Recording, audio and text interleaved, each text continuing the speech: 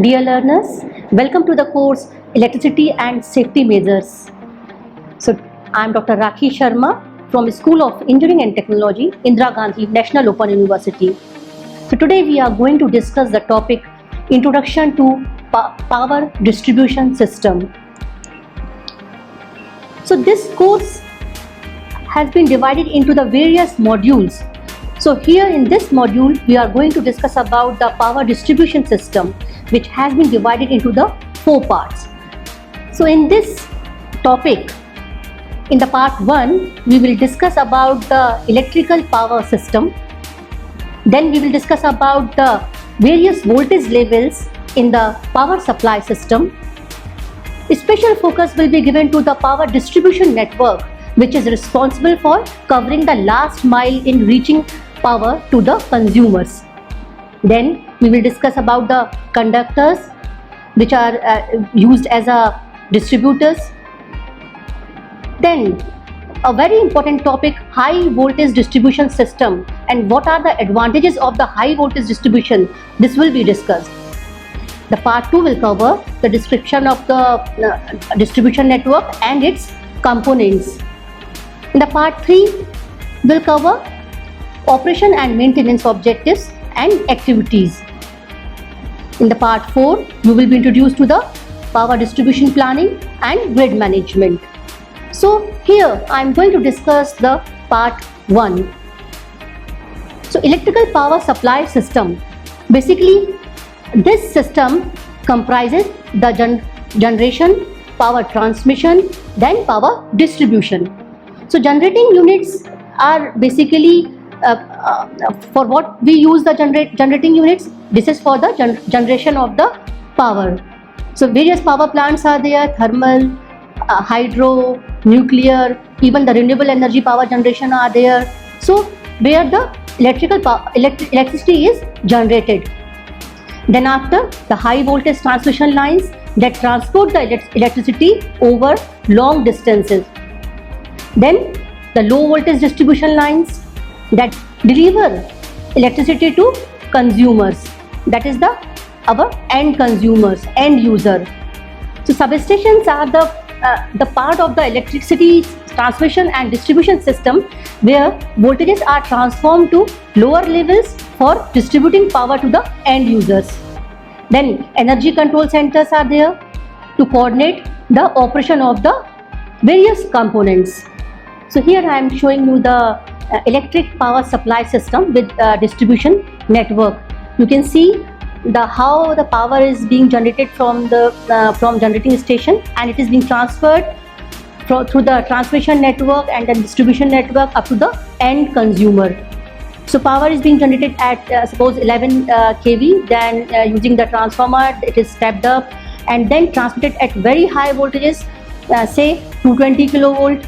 Then again you can see the primary grid where the voltage level is being reduced here 220 kV to 66 kV with the help of the power transformer, and this complete interconnection of this from the generating plant to the transmission network up to the transformer.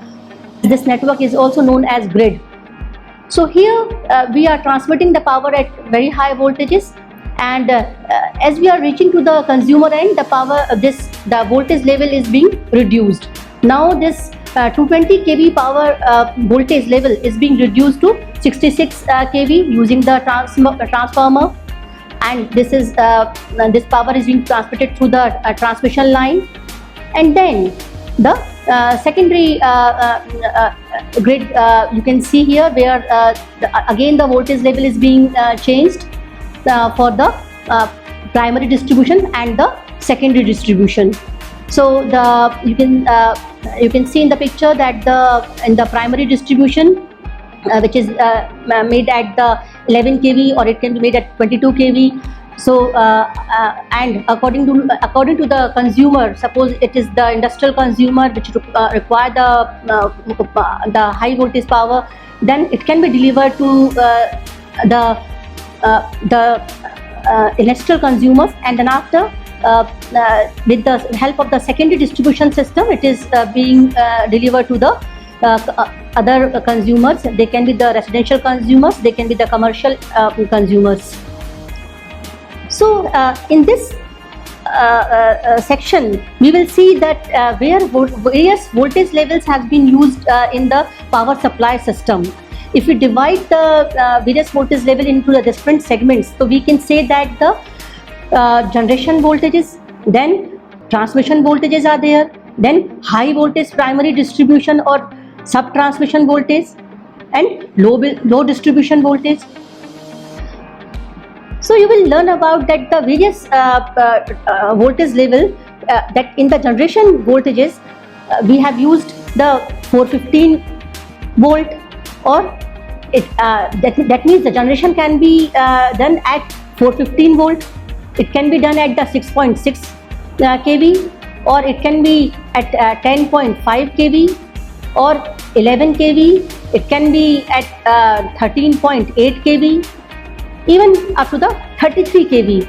The generation can be made at any level, voltage level. But when we transmit the power, that it is transmitted at very high voltages. Generally, the transmission voltages are used 110 kV, then 132 kV, 220 kV, 400 kV, 765 kV, or it is also possible to transmit the power at 1200 kV. Then after, when we are reaching to up the distribution side or up to the end users, now we have to step down the voltages.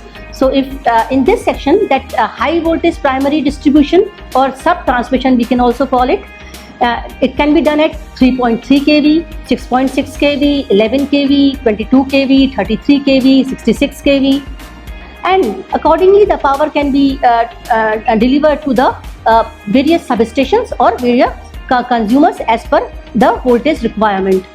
Then the low voltage distribution, which is also called as a primary distribution, it can be at 400 volt or 230 volt, or sometimes if we use the 420 volt, then 415 volt or 220 volt, 440 volt. Generally in the 3-phase 4-wire system, this voltage level is used. Like 400 volt is in the case of the 3-phase system, and 230 volt in the single phase system.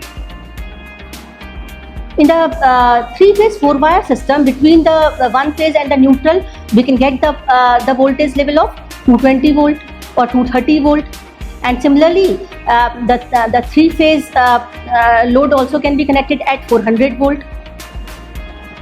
So this is about the 3-phase 4-wire distribution system. And then the single phase 2-wire system is also possible, just like in our residential at our resident we get the voltage at either 230 volt or 240 volt. Single phase supply there, that is that you can say the phase 2 neutral, we get the supply at 230 volt. So higher voltages are used for 3-phase 3-wire supply to large consumers. Low voltage distribution of generally 415 volt or 230 volt. So 3-phase 4-wire system and 240 volt single phase 2-wire phase to neutral system is used for small and medium consumers. The size and hence the voltage of the supply to the consumer is decided by the nature of the load which is used by the consumer. So here this figure shows you the 3-phase lines and the neutral together give a 3-phase 4-wire supply. You can see here that star delta transformer, which is at the substation, that from the transmission network, that supply is coming to the this transformer, which is connected in the delta side. Suppose this is the 11 kV, and then again it is this 11 kV is being changed to the 400 volt for the distribution purpose using the this star winding. So here this figure shows that the how the various consumer can be connected to the this distribution line. like the three phase are here, then the black and gray and blue. So these are showing the phase 1, phase 2, phase 3. Between the two phases, if we connect the load between the one phase and the neutral, so we can get the 230 volt single phase supply.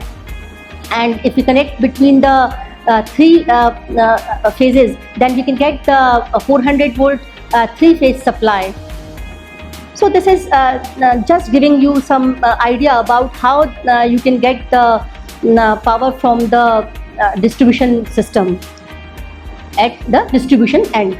So here you can see here the distribution feeders, distributors and service mains.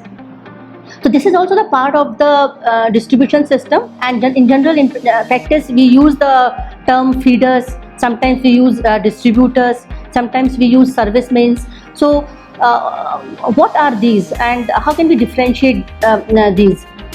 So here in the figure you can see that from the transmission system, the power is given to the distribution substation with the help of this transformer. The voltage level is being changed, and from the distribution substation with the help of the feeder, it is given to the distribution transformer where the distributor 1 and distributor 2 have been shown.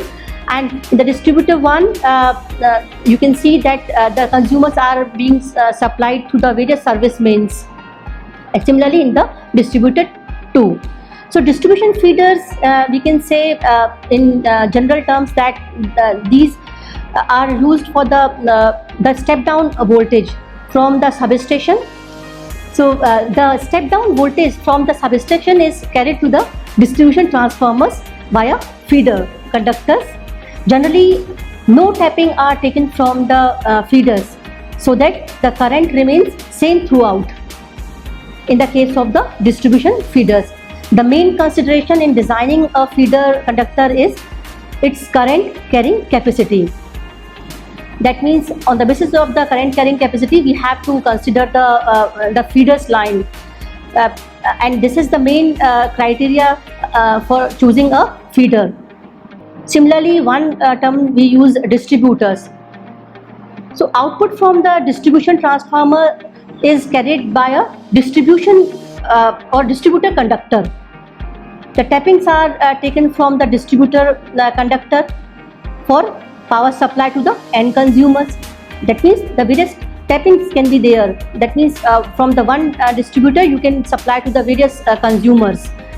Then the current through a distributor is not constant, as tapping are taken at various places throughout its length.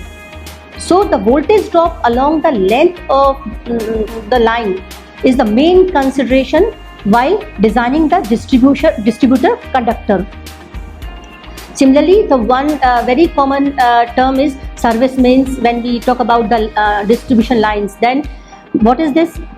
It is a small cable which connects the distributor conductor at the nearest pole to the consumer end. So from the secondary substation, we can say from suppose 33 kV to 11 kV, which is transforming the voltage level from 33 kV to 11 kV to distribution substation transformers or distribution transformers. So 11 kV feeders carry the comparatively bulk power, and distributors, which is used in the secondary network, distribution network, they carry the power from distribution transformer through service lines, or these are called the LT feeders, which deliver the power from the supplier's nearest support to the consumer's premises up to the energy meter. This can be through the weatherproof service wire. So all the lines have inherent resistance, inductance and capacitance. This I have already discussed in my previous topics, what is resistance, inductance and capacitance, and how a conductor have these kind of inherent properties and how it affects the system. So these all lines have inherent resistance, inductance and capacitance, and this resulting in a voltage drop in the line. So it is very essential to minimize this voltage drop in this line, and the value of these parameters should be carefully selected.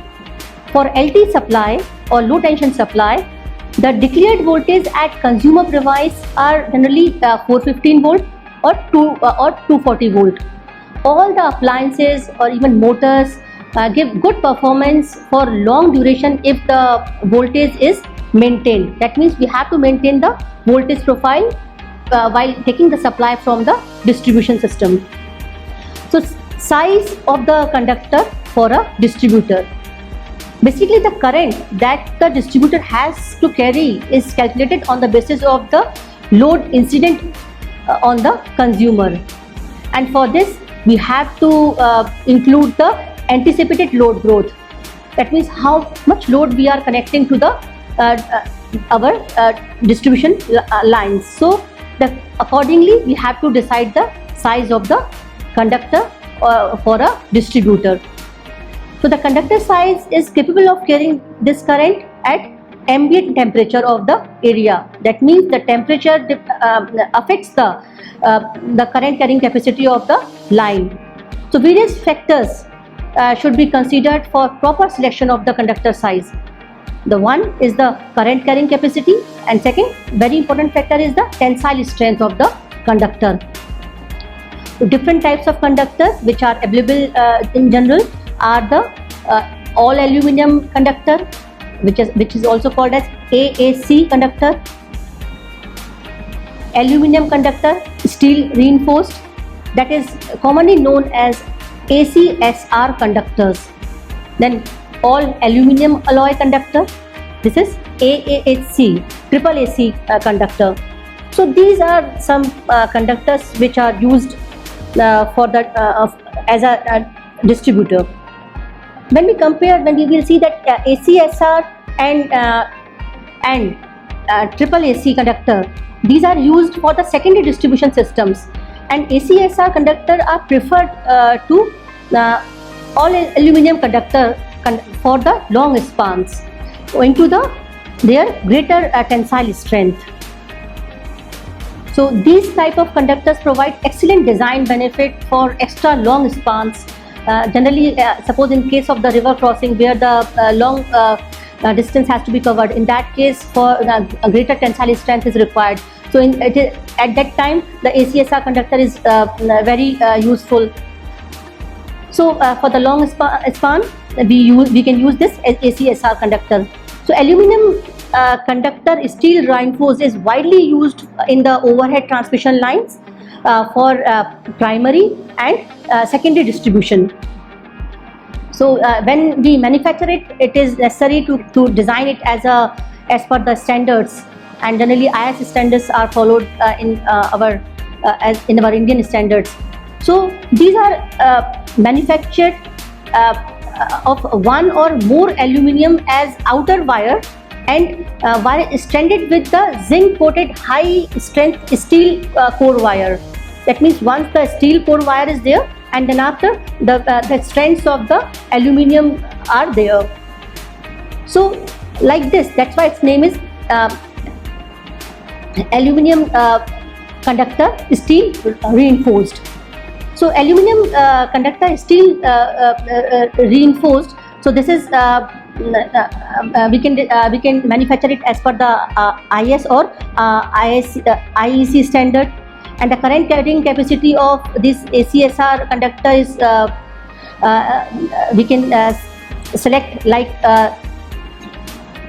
this table is showing this, that the code name squirrel, weasel, then rabbit. So these are generally these are the names we generally use for the distributor conductors. Like you have heard about the dog conductor also, then panther conductor also. So but for the distributor conductor we can use like squirrel, rabbit, these kind of conductor. This is just a code name, and basically these are defined by the current carrying capacity at particular temperature. So here, as per the IS standard, I am showing you here one table which is giving you some idea that how a conductor specifications are given. Suppose in case of the spiral conductor, the area it is 20 millimeter square. The size is you can say that 6 strands are there with one steel core is there, and 2.11 is the diameter of the conductor. That means 6 strands and of the aluminum, and the 2.11 is the dia in millimeter. The weight is suppose 85 kilogram per kilometer, and current carrying capacity is 130 ampere in the case of spiral. Similarly, in the case of rabbit, the area is 50 millimeter square. Then the similar kind of 6 strands, but the dia is now 3.35 mm, and the current carrying capacity will be 240 ampere, which is higher than the spiral. So now coming to the high voltage distribution system, this is a very popular system in these days, because this has advantages over the conventional system. So this high voltage distribution is preferred in what places? So here, so you will learn that the significant high losses take place in the secondary distribution system, which is called the LT distribution system, which are due to its higher current densities and ease of the pilferage at the low voltages. So you have seen in the rural areas where the low voltage lines are carrying over the long distances, then you will see that lot of pilferage and theft of power using the various conductors. So this is the disadvantage if we supply the power at low voltages. So this can be avoided using the high voltage distribution system. So one of the latest innovation in the efforts to reduce the technical and commercial losses in the use of high voltage distribution system. So these LT distribution system are easily accessible. If the conventional LT distribution system suppose at very low voltages, so these can be accessible and very prone to the pilferage. And if we use the HVDS, then it will reduce the chances of theft of electricity to a very low level. So nowadays the power utilities are installing the meters at the high tension transformer itself to ascertain the commercial loss on that particular transformer, because what we are using the energy meters at the residential places, and we are recording the power consumed by a consumer by using that meters. But because of the pilferage, it will not give the correct reading what utilities has supplied and what is being metered. So for the current or for the correct accounting, energy auditing and accounting purpose, so this is the one step that now the power utilities has started installing the meter at the transformer also, so that the commercial losses can be reduced. So typical high voltage distribution system has been shown here.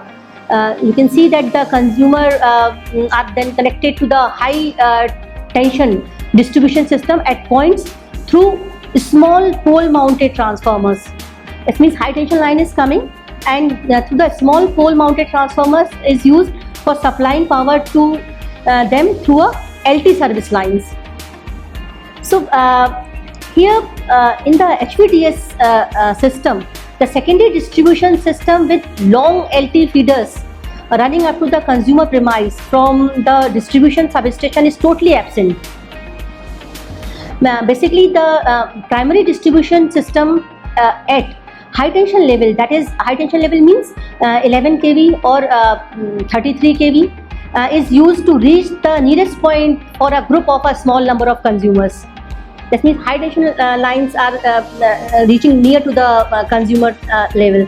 Then the consumer are then connected to the HT distribution system at these points through a small pole mounted transformer that I have shown here, and which is used for supplying the power to them through LT service lines.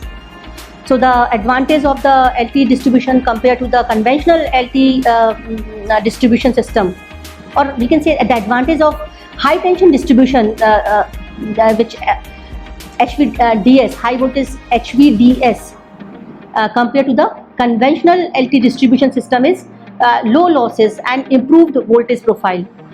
That means you can see that for the distribution for same power through the HT and the LT system, the technical losses and the voltage drop are much less in HT distribution system when we compare to the LT distribution system. So these HVDS give better voltage profile and reduce line losses. HT distribution system has the advantages as it use small size ACSR or aluminum alloy conductor or high conductivity steel wire. You know this very well. If you use the high voltage, that means you are reducing the current carrying capacity. That means you are saving the conductor, because from the engineering you know that R is equal to rho L upon A, where A is the area. If you increase the area, you are decreasing the resistance, or if you are increasing the length, you are increasing the resistance. So if you use the high tension distribution system, that means your high voltages you are using. So for transferring the power, that means P is equal to V into I. That means for the same power, if you are increasing the voltage, that means you are reducing the current. So for this current, you can say the conductor size can be, or area, the small area can be used. That means you are saving the conductor.